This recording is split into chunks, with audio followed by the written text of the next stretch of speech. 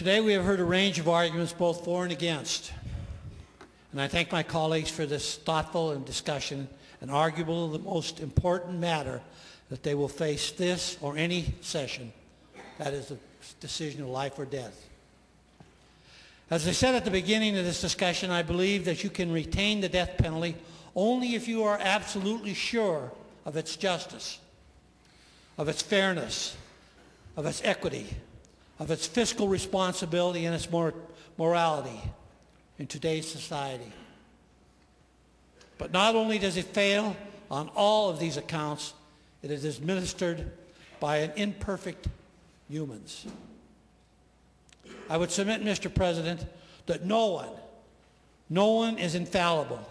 No one can absolutely be sure that the system is 100% perfect. And should we demand anything less when we are talking about life or death?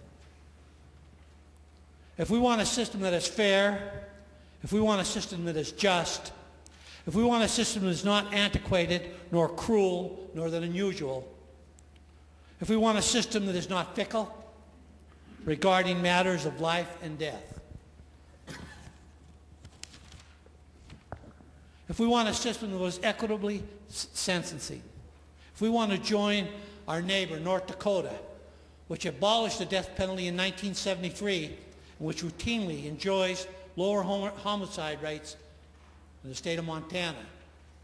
You know, many times we talk about blue states and red states, conservative, liberal. Well, here's a state that is very much like our own state, North Dakota. People are very, very close as far, and they have gone many, many years without the death penalty. If you would have to join our state, we would join every other Western industrial nation which has abolished the death penalty. Every other Western nation has abolished the death penalty. If we want to show true political leadership and embrace Montana's maturing standards of decency,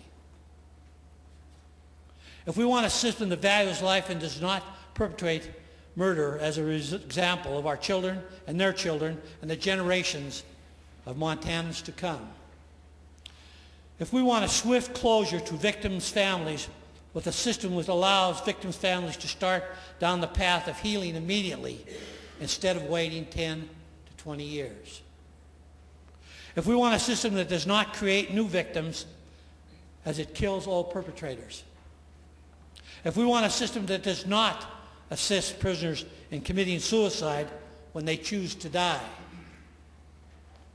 which we have just done within the last year.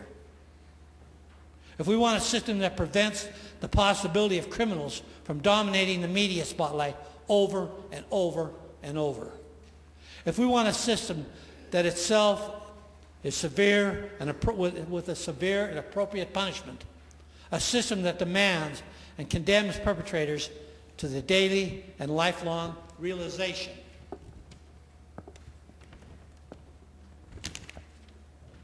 that society has judged them unfit to enter their ranks again, as was mentioned before.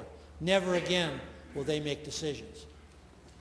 If you want a system that leaves the ultimate decision of life and death to the maker alone, that he decides when the time has finished and how long the sentence that we shall truly serve.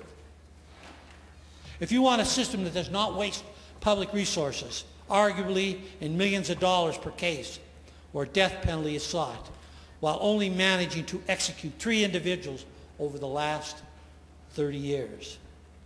If you want a system that does not put Montana's government in the business of dealing out unnecessary death, if you want yourself to ensure these, the weightiest matters of all, consider on this floor, and if you want to err on the side of life rather than death.